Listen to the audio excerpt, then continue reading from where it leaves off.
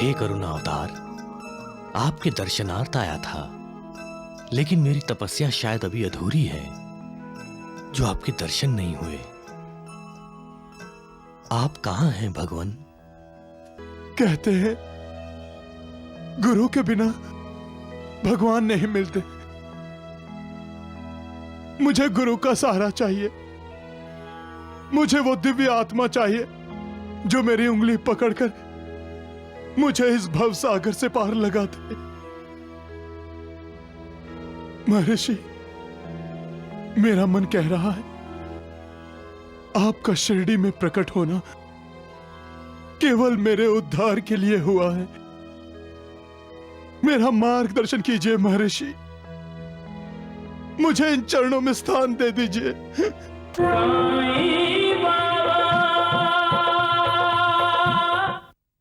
लक्षा, वो नीम के पेड़ के नीचे जब योगी बैठता था तो अपने लिए कितना अच्छा था। अरे हाँ, गांव वाले उसके लिए क्या क्या लाते थे? केले, खिचड़ी, लड्डू, मिठाइयाँ, क्या क्या लाते थे। अरे वाह, ये पेटू को सब याद है। ये पेटू ही तो सब कुछ खाता था।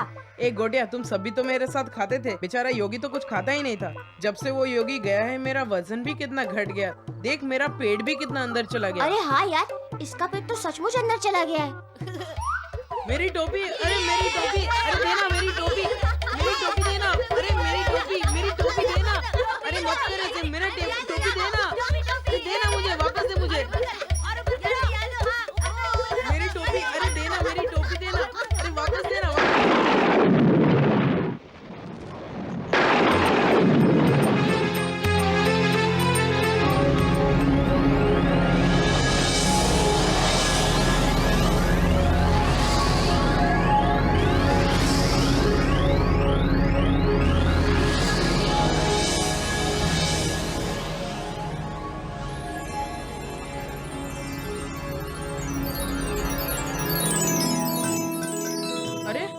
भूत भूत। अरे ये तो चमत्कार हो गया।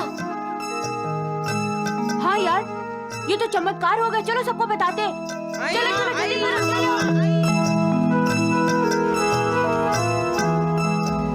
चमत्कार चमत्कार चमत्कार हो गया। भूत है, भूत है, भूत है। हाँ, अजीब सा। अरे अरे, क्या हुआ? कहाँ भागे जा रहे हो? शेर पीछे लग गया क्या? क्या हुआ बच्चों? चमत्कार हुआ पुजारी जी। चमत्कार? हाँ, अचानक रोशनी हुई, उसमें से साधु प्रकट हुए। क्या? आई शपथ, आप जाकर देख लो, वो जंगल में ही है। हाँ, वो उधर ही है। चलिए चलिए। कहीं कहीं योगीराज तो फिर से प्रकट नहीं हो गए? चलिए चलकर देखते हैं। चलो देखते हैं।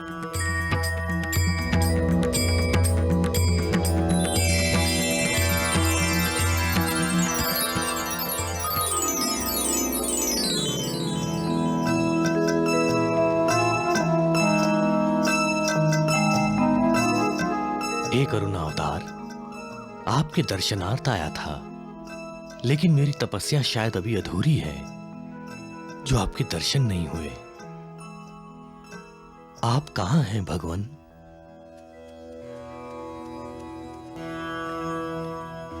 पुजारी जी, वो देखिए। हाँ हाँ, वही है, वही है। हाँ, ये हाँ, है। वही है पुजारी जी।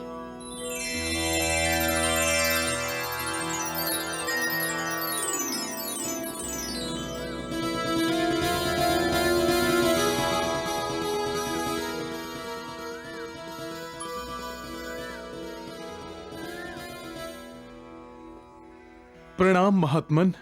कल्याणमस्तु। आप जैसे सत्पुरुषों के आगमन से आज शिरडी धन्य हो गई। नहीं मालसापति, शिरडी तो उसी दिन धन्य हो गई थी जिस दिन इस नीम के पेड़ के नीचे भगवान का करुणा अवतार प्रकट हुआ था। किंतु अब शिरडी खाली है। ऐसा लग रहा है जैसे मंदिर तो है, मंदिर में भगवान नहीं है। आप अवश्य कोई दिव्य विभूति हैं प्रभु। मुझ जैसे सामान्य इंसान को आपने। तुम सामान्य कैसे हो सकते हो वत्स? जिन्हें करुणावतार का सहवास मिला हो वो तो स्वयं पूजनीय हैं। आप सब बहुत भाग्यशाली हैं। क्या रघुनाथ राव सोनार के इस बेटे मालसापति को आपकी पूजा और आतिथ्य करने का सौभाग्य प्राप्त होगा? मालसापति, तुम्हारा आतिथ्य अवश्य स्वीकार करूंगा, किंतु तुम करुणा अवतार के इस पवित्र स्थान की पूजा करने आए हो, इसलिए पहले इसी स्थान की पूजा करो। जैसी आज्ञा महर्षि।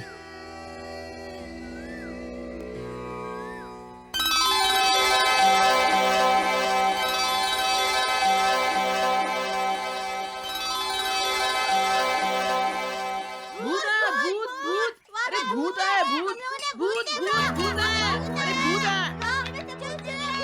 रुको रुको रुको रुको, कौन आया है? कोई महर्षि है काकी? सुना है वो प्रकट हुए हैं। नहीं नहीं, मैंने उन्हें सूर्य से सीधा जंगल में उतरते देखा है। सूरज से उतरते? नहीं नहीं चाची, वो ऋषि हवा में से पैदा हो गया। गोटिया, वहाँ जंगल में जो पेड़ था वह अचानक गायब हो गया और एक ऋषि आ गया। अब कहाँ है वो ऋषि? पुजारी जी उन्हें अपने साथ खंडोबा मंदिर लेकर गए हैं।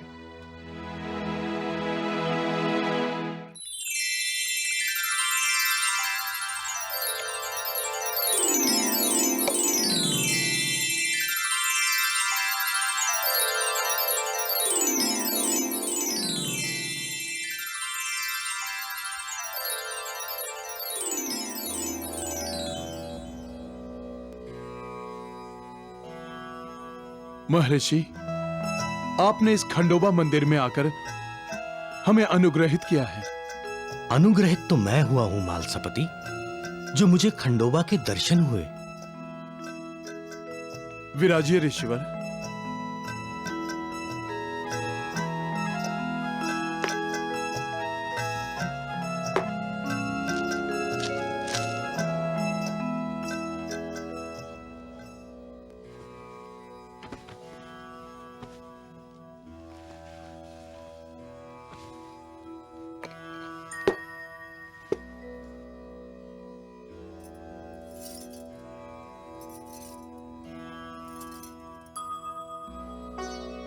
महात्मन, हम सब आपका परिचय जानने को उत्सुक हैं। मैं महर्षि आदित्यनाथ और माता वैश्वी का पुत्र हूं, अवलश। महर्षि अवलश, हम आपकी क्या सेवा करें? सेवा तो मैं उस करुणा अवतार की करने आया था। महर्षि जी, आपने कैसे जाना कि शिरडी में भगवान के अवतार ही आए हैं? मैं पिछले 2000 वर्षों से हिमालय में तपस्या कर रहा हूं। तप करते समय मुझे संकेत मिलने लगे।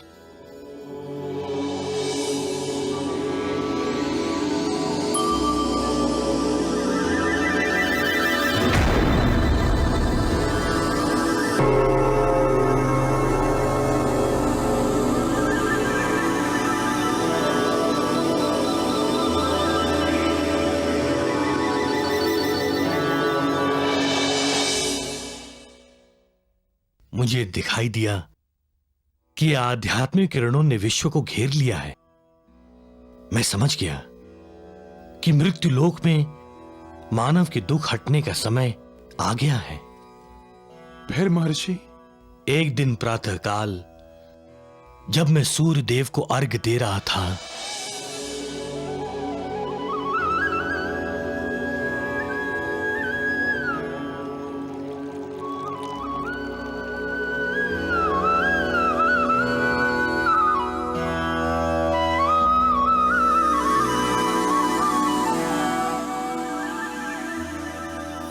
तभी मैंने देखा कोई महान विभूति धरती पर उतर आई थी।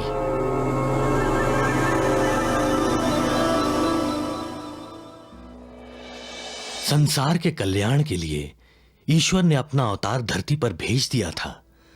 मन में बहुत लालसा हुई कि जाकर दर्शन करूं, किंतु उस समय मैं अनुष्ठान में था। जो आत्मा यहां पधारी है उसे मैंने देख लिया था, किंतु मैं अनुष्ठान बीच में छोड़कर नहीं आ सका। और जब अनुष्ठान पूरा करके यहां आया तो बहुत विलंब हो चुका था। जिसके लिए यहां आया वो यहां से जा चुका था, क्योंकि जो ऊर्जा मुझे हिमालय में मिल रही थी यहां आने के बाद नहीं मिली। जो तेज मुझे दिखाई दे रहा था यहां शिरडी आने के बाद कहीं दिखाई नहीं दिया। करुणा अवतार यहां से जा चुके थे। क्यों क्यों गए वो हमें छोड़कर? नहीं भाईजा, नहीं। पूछने दो मुझे महर्षि से। मैं जानना चाहती हूँ, क्यों मुझे जानने नहीं देते? पूछने दो। नहीं भाईजा, चलो चलो।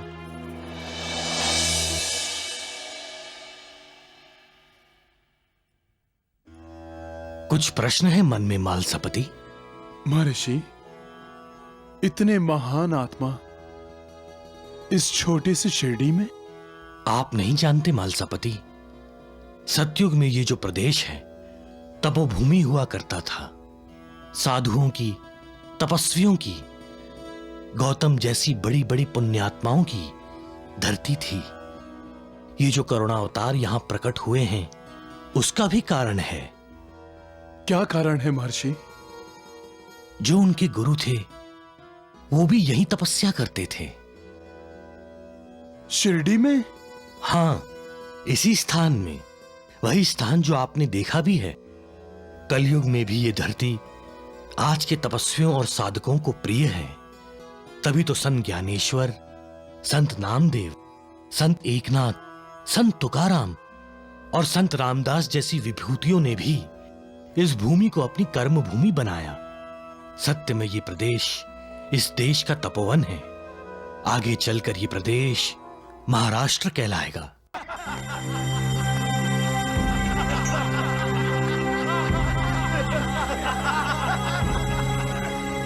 वीरू, तेरी उम्र कितने साल की है? दादी, मेरी उम्र तो पता नहीं। मेरे तोते भाई की उम्र 14 साल की है। बस, तुझे नहीं पता? हाँ। इस गांव में एक ऋषि आकाश से उतर के आया है। हाँ। उसकी उम्र 2000 साल है। आपने ठीक तरह से सुना नहीं होगा।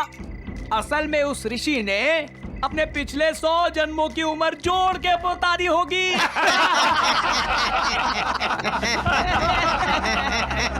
सरपंच से पूछो वैद्य जी, ये भी उस 2000 साल वाले ऋषि के दर्शन करके आ रहे हैं। गपरे मुर्दिया, ये जो तेरी हाथ भर लंबी जबान कैसे कैंची की तरह चल रही है, एक ही झटके में काट कर तेरे हाथ में रख दूंगी। हाँ।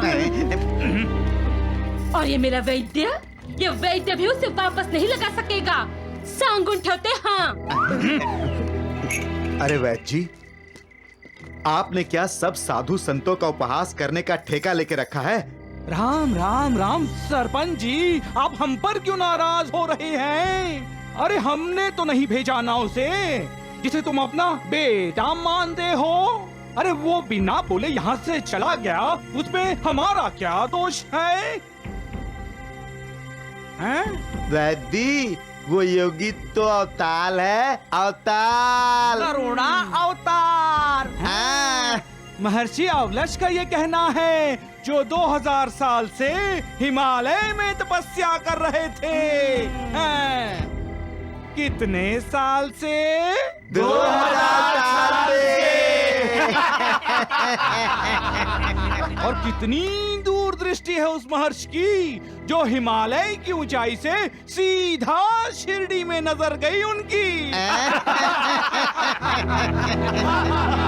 और एक हम हैं, जो यहाँ से हिमालय की चोटी तक नहीं देख सकते। इसीलिए तो वैद्य है आप, वैद्य। महर्षि नहीं है वैद्य जी। वीरू देबू, जाओ जाओ और सारे इलाके में ढिंडोरा पीट दो। करुणा अवतार आए हैं शिरडी में, आओ और ले लो उनसे करुणा।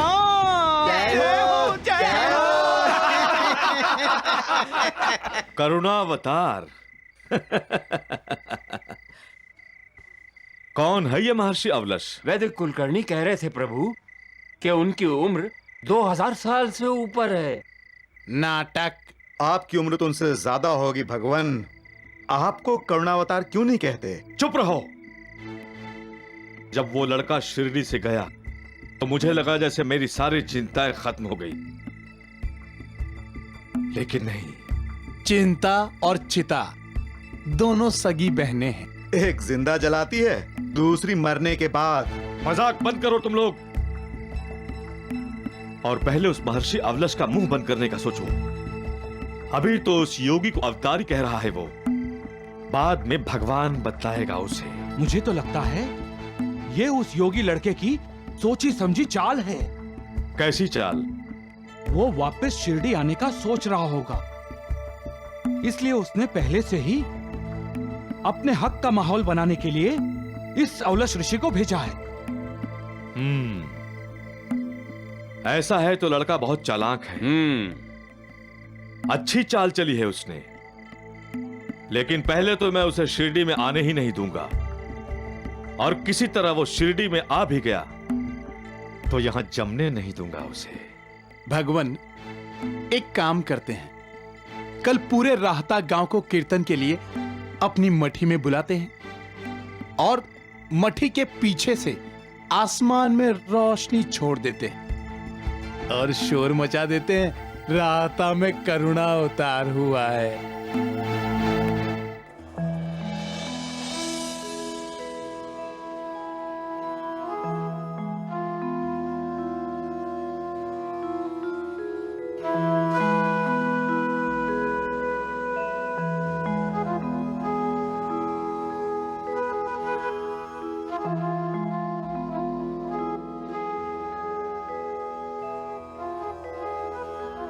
क्या बात है मालसापति, तुम विचलित क्यों हो? खंडोवा के पास रहकर भी तुम्हारा मन भटक रहा है, क्यों? तुम तो बहुत भाग्यशाली हो मालसापति। ईश्वरी करुणा अवतार की कृपा हुई है तुम पर। महर्षि,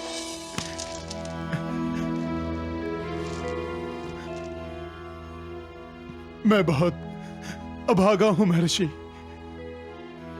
करुणा अवतार का सामना भी हुआ, निकटता भी मिली, परंतु सत्य को नहीं पहचान पाया, न उनकी कोई सेवा की, नहीं पूछा। कहते हैं गुरु के बिना भगवान नहीं मिलते। मुझे गुरु का सहारा चाहिए, मुझे वो दिव्य आत्मा चाहिए जो मेरी उंगली पकड़कर मुझे इस भव सागर से पार लगा दे। महर्षि, मेरा मन कह रहा है आपका शिरडी में प्रकट होना केवल मेरे उद्धार के लिए हुआ है। मेरा मार्गदर्शन कीजिए महर्षि, मुझे इन चरणों में स्थान दे दीजिए, मुझे इन चरणों में स्थान दे दीजिए।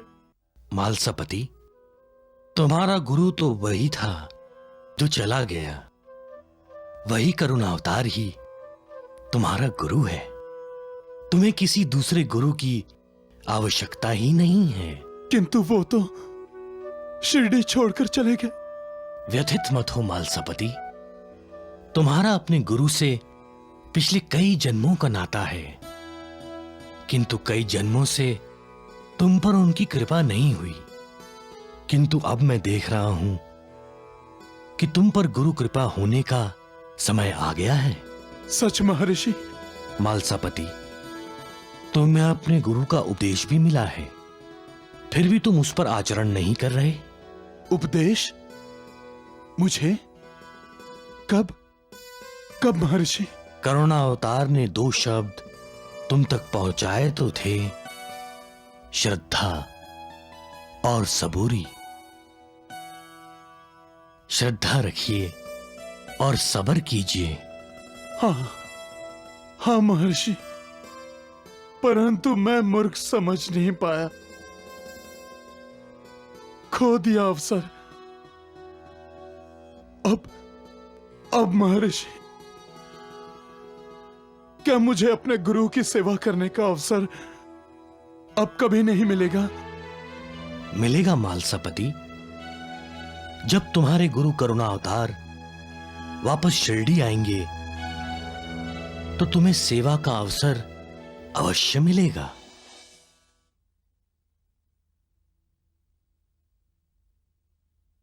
महर्षि,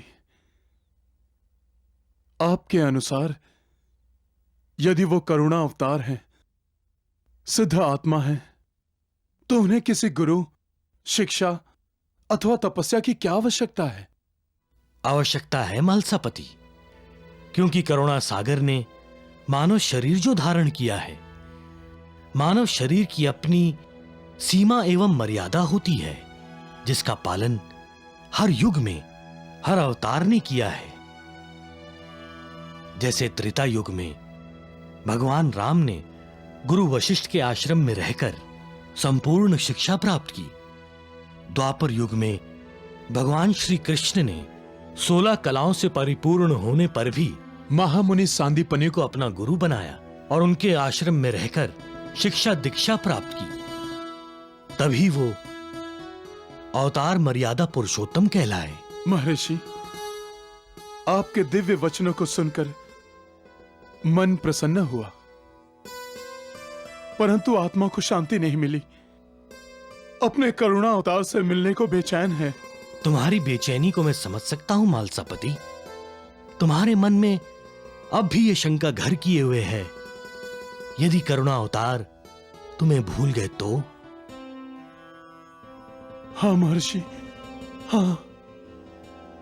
नहीं मालसापति, रचनाकार अपनी रचना कभी नहीं भूलता। जब भी कोई दिव्य आत्मा या स्वयं ईश्वर संसार के कल्याण के लिए आते हैं, तो उन्हें पंच तत्वों वाला शरीर, मिट्टी का चोला धारण करना पड़ता है। मानव शरीर वासनाओं से भरा है और शरीर एक बाधा है, एक दीवार है। आत्मा और जीवात्मा के बीच यदि शरीर मोह माया में बह गया, तो दिव्यात्मा का संसार में आना व्यर्थ हो जाएगा। कई बार ऐसा होता है कि माया के इस बहाव में अच्छी अच्छी सिद्ध आत्माएं भी बह जाती हैं, जैसे महर्षि विश्वामित्र बह गए थे। उस माया से बचने के लिए संसार के दुखों का, यातनाओं का उन पर कोई प्रभाव न पड़े, इस हेतु दिव्यात्माओं को अपने शरीर को तपाना पड़ता है, तपस्या करनी पड़ती है। तप के पश्चात उनका रूप कमल जैसा हो जाता है। पानी में रहकर संसार से वो अलग हो जाते हैं, तब वो परमहंस बन जाते हैं। कभी हजारों वर्षों में ऐसी विभूति संसार में आती है मालसापति। उन पर श्रद्धा रखिए, सब्र कीजिए। तुम्हारे गुरु भी तप करने गए हैं, वो आएंगे, अवश्य आएंगे।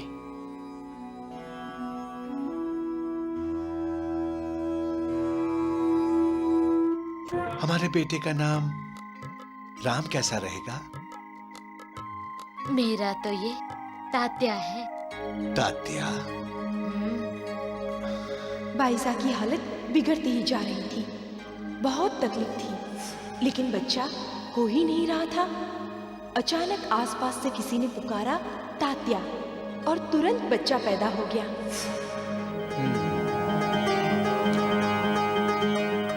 ठीक है। वो मेरा दोस्त है ना गानिया, कल उसके बड़े भाई का जन्मदिन था, सीरा खिलाया उसने मुझे। तूने हमें बताया क्यों नहीं? ले खाना खा ले। मेरे बड़े भैया का जन्मदिन कब है? हम उनका जन्मदिन क्यों नहीं मनाते? वो यहाँ रहे तभी हम उसका जन्मदिन मनाए ना।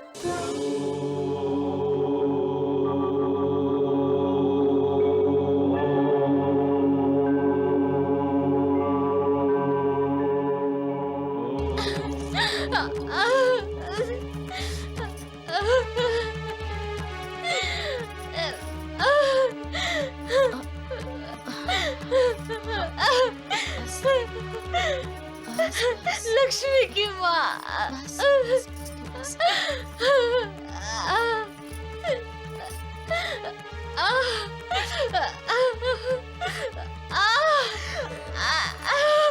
योगी, योगी, योगी।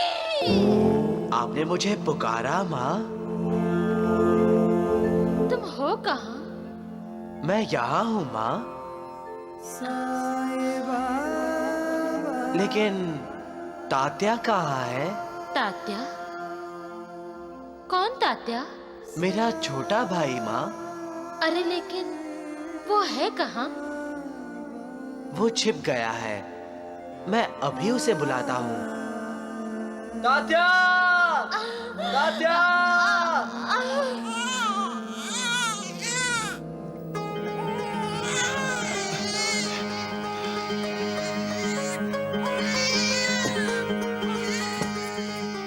मुबारक हो भाईजान, बेटा हुआ है बेटा। लेकिन नूर भाभी, बाइजा तो ठीक है ना? हाँ, बहुत समय लग गया। हम तो डर गए थे भाईजान। बाइजा की हालत बिगड़ती ही जा रही थी, बहुत तकलीफ थी, लेकिन बच्चा हो ही नहीं रहा था। अचानक आसपास से किसी ने पुकारा तात्या, और तुरंत बच्चा पैदा हो गया। किसने पुकारा? मैं तो अकेला यहाँ इतनी देर से खड़ा हूँ, किसी ने नहीं पुकारा। वो तो अल्लाह जाने, लेकिन जैसे ही कमरे में तात्या की आवाज गूंजी, बच्चा हो गया।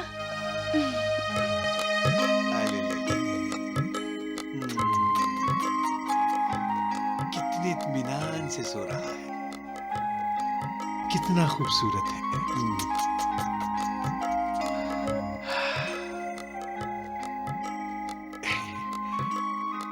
कितना खूबसूरत है ये। बाईजा, हमारे बेटे का नाम राम कैसा रहेगा?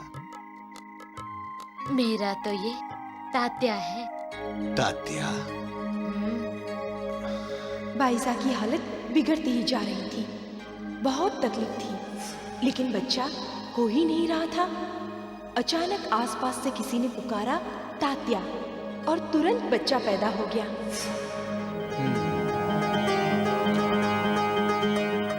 ठीक है, जो तुम चाहो, लेकिन हमारा तात्या है भाग्यशाली, है ना?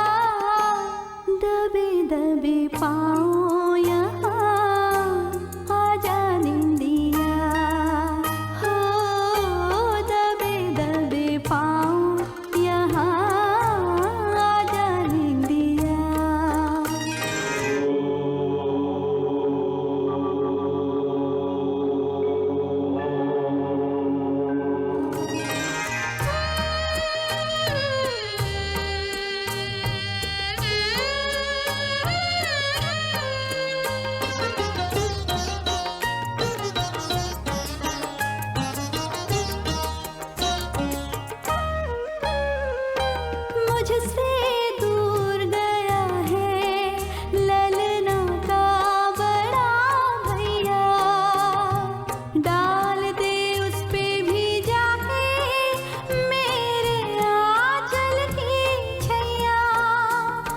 वो है कहाँ कुछ उसका भी हाल सुना जा निंदिया,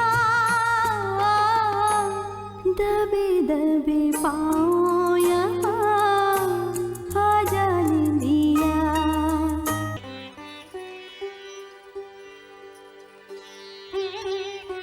ले लो चादर तौलिए ले लो। आहो अजी सुनते हो? अगो भाईजा, मैं नहाने जा रहा हूँ, मुझे नासिक जाना है, बहुत जल्दी है, बाद में बात करते हैं।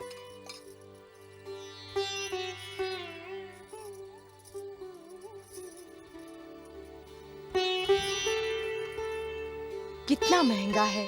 अरे कहाँ महंगा है, कापड़ तो देखो। हैं? अगा अगा, इस सुखदेव की बातों में मत आना नूर बहन, हमेशा सस्ता बोलता है मगर इसका भाव बाजार से भी ज्यादा होता है। अरे रे रे रे भाभी, ऐसा क्यों बोलते हो? आसपास के सभी गांव में माल बेचता हूँ।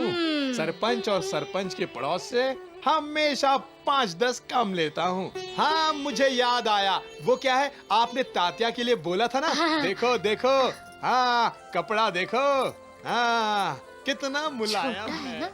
हाँ ये तो तात्या के लिए छोटी होगी। नहीं नहीं, तात्या तो 7 साल का है ना। क्या बात कर रहे हो सुखदेव चाचा? कितने साल पहले की बात कर रहे हो? तात्या अभी 11 साल का हो गया है। और बड़ा ठहरो, बुलाती हूँ। तात्या, अरे तात्या इधर आओ। अरे दीदी, बताओ दीदी क्या बात है? अरे देखो तो,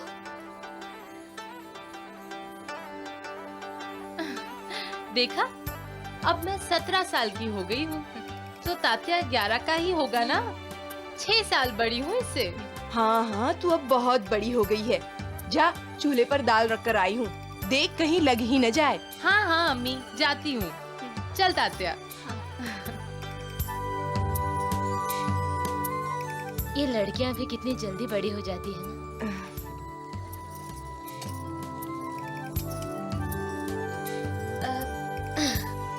तात्या, अरे बाळा लवकर ये, चल खाना खा ले। आया। बैठ। वो मेरा दोस्त है ना गानिया, कल उसके बड़े भाई का जन्मदिन था, सीरा खिलाया उसने मुझे। तूने हमें बताया क्यों नहीं? ले खाना खा ले। मेरे बड़े भैया का जन्मदिन कब है? हम उनका जन्मदिन क्यों नहीं मनाते?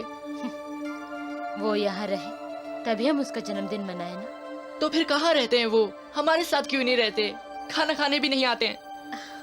वो मुझसे रूठे हैं क्या? तो ठीक है, मैं उन्हें मनाऊंगा। बस आप ये बता दीजिए कि कहाँ है वो, मैं उन्हें जिद करके वापस ले आऊंगा। गब्बस रे बड़ा, वो भी तेरी तरह जिद्दी है। चल खाना खा।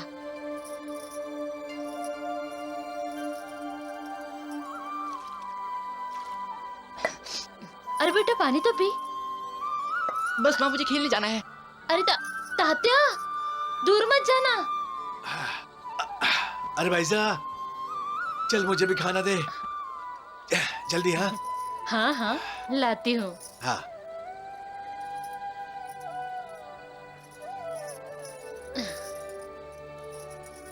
आहो। हाँ पता है तात्या क्या कह रहा था? क्या? वो बोलता था वो जिद्दी है तो मैं भी जिद्दी हूँ। अपने बड़े भाई को ढूंढने जंगल जाएगा, उन्हें मनाएगा। अरे भाईजा, तू उसका ध्यान रखना, बच्चों का कुछ पता नहीं होता, कहीं वो सचमुच में जंगल में चला ना जाए। अरे ऐसे कैसे जाएगा वो? मैं कह रहा हूँ ना। आहो नहीं नहीं, वो जंगल नहीं जाएगा, वो बच्चों के साथ गांव में खेलेगा। बड़े भैया, कहाँ हो तुम? बड़े भैया, बड़े भैया, कहाँ हो तुम? बड़े भैया, बड़े भैया। तुम बड़े भैया।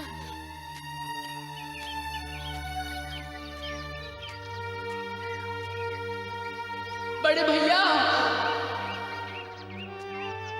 ठीक है, तुम नहीं सुनते ना, तो मैं भी आज तुमसे मिलके ही जाऊंगा।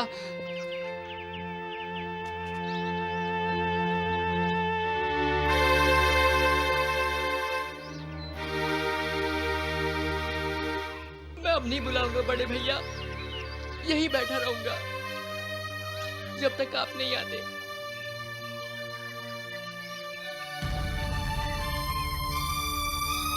बड़े भैया, देखो मैं नाराज हो जाऊंगा। आओ ना बड़े भैया, आ जाओ ना बड़े भैया।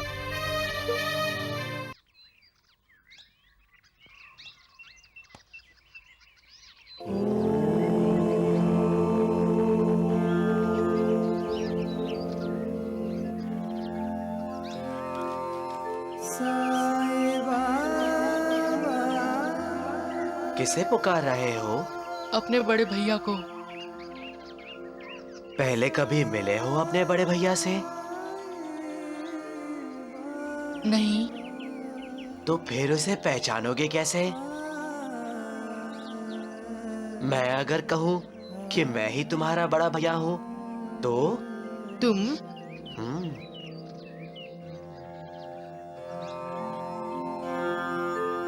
साचो तेरो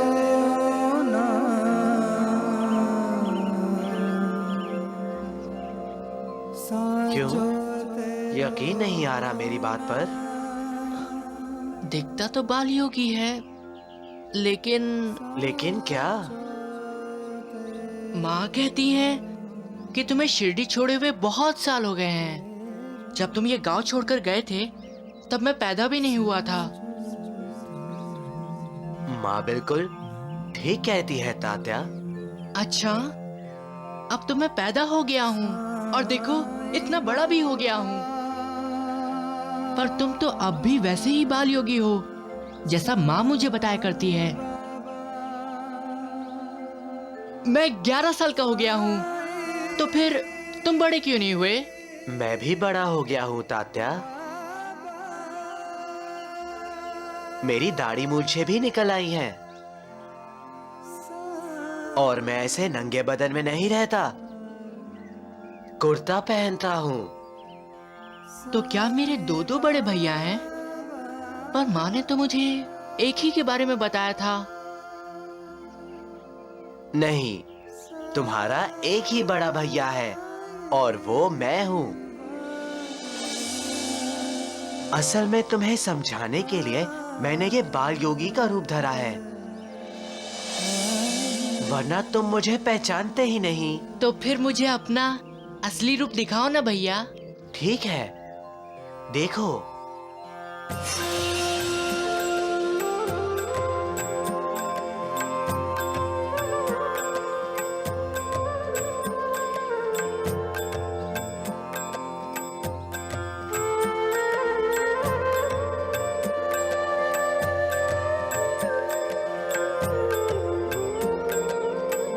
अरे वाह भैया, तुम तो सचमुच बड़े हो गए हो।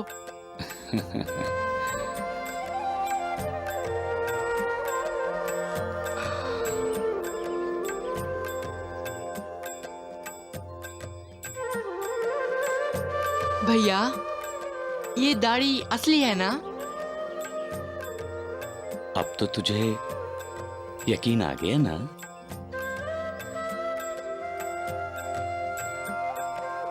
थोड़ा थोड़ा।